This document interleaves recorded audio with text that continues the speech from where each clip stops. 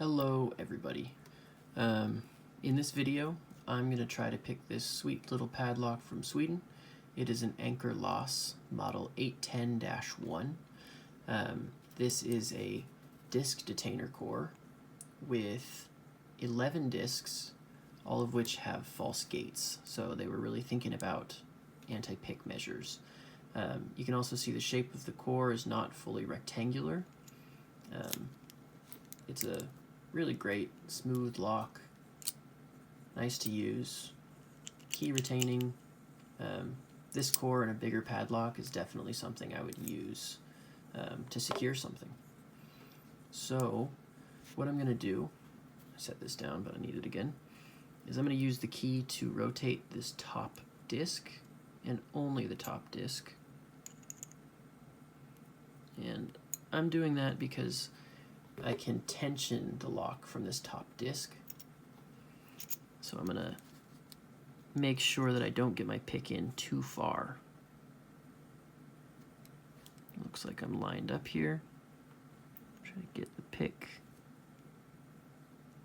started in the lock. There we are. And then I'm gonna spin this around here. Let's see if I can get it.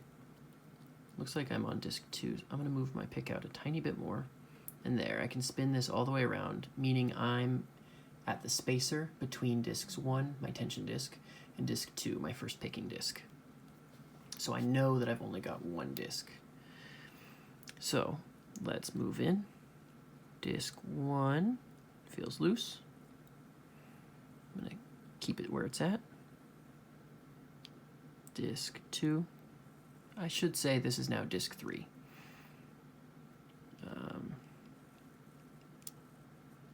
Disc 4 is loose. 5 is loose. 6 is loose. 7, 8, 9 is binding. Kind of loosely. I didn't really get any clicks there. Let's go ahead and check 10 out. 10 is binding tightly, got a nice click. And 11 is binding very tightly. Ooh, I'm sure you could hear that click. That's nice. And we've got a little bit of wiggle here. So this wiggle, I'm looking for a lot of wiggle. Not loose, but also not overly tight. So now 10 has that wiggle I'm looking for. 9 has that wiggle I'm looking for. Let's try to find disc 8. Where are you? There. 8 is binding now. Nice click. A fair amount of wiggle. 7 feels set. It might be a disc that I'm not supposed to touch. I kind of lost my place there. Feels set. All right, I believe this is 6. Let's go ahead and turn that. That is perfect. One little click, it feels like I'm in the true gate. 5 is binding. That feels pretty good as well. Let me close this here. Go up to 4.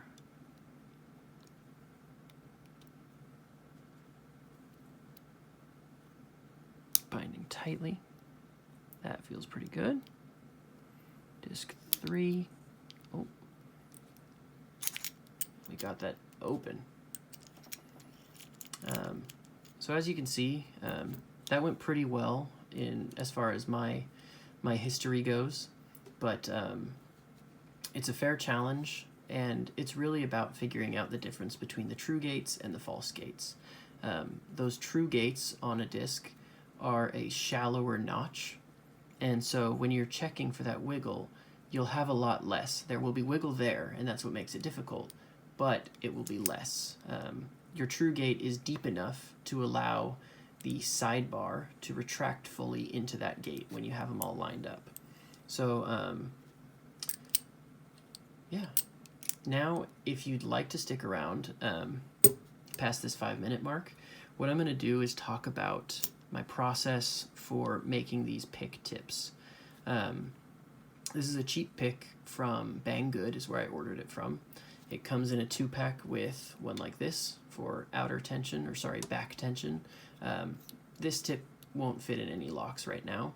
This is for a future setup. I might try to end goal get something that'll pick this alloy high profile. Gonna need a ton of work. As far as pick tips go though, I never even tried to use the original tip that came with this pick. And the reason was, you can see that it's made out of 2 pieces. And let me go ahead and bring this up. It's actually split at the top too. So once you thin this pick out to say 0.5 millimeter, that tip's just going to fall off unless you braze it on. So the one here to the right was the first tip that I made, and I made it for this Anchor Lås padlock, but I found that I made it too small. And what I mean by that is the dimensions. The shape was correct, the thickness was correct, but I could not manipulate and get the right feedback. Once I got this pick here, I tested it out and I had the lock open in the next 10 to 15 minutes. That's not to say that I haven't put quite a bit of time into this lock. With my first tip, I probably tried picking at this thing for a total of 4 or 5 hours, and I was just getting mush for feedback. It was slipping on discs. Yeah, this tip was just too small dimension-wise. Another modification that I made, only to this one, was taking the shaft here at the end and filing it flat on both sides. And that way, when I tighten these grub screws, you can actually see the flatness a little bit in there. When I tighten these grub screws, it really grabs. I was having the issue with the pick tip slipping, since this lock needs some pretty heavy tension at times, and some of those discs bind really tightly. So that's about it. What these tips are made out of are ejector pins. So I got these off of Amazon. Got a pack of, I think, 20 for like $7, maybe $12. I'm not sure. The shaft here is 1.5 millimeters, and the tip here, the diameter, is 6 millimeters. So general dimensions for this are about 0.5 millimeter thick, 2.8 millimeters wide on this smaller surface, and about 5 millimeters for the wider section here. And then, of course, rounding off the corners. And that was specifically for this lock. This tip probably won't open many other disc detainer cores. It's just kind of, it's made for this. But really, in my opinion, making the tool is at least half of the fun. So I'm very happy to do so for any locks in the future. Anyways, that is sort of the beginning to my path down the disc detainer route. I hope you enjoyed the video. If you want to see more, let me know. If you want to see more things about the tool, let me know. I'm going to plan on making some extra stuff, maybe buy a couple extra ones of these so that I can get into some weird stuff, and hopefully just buy some more disc detainer locks. So, thanks for watching.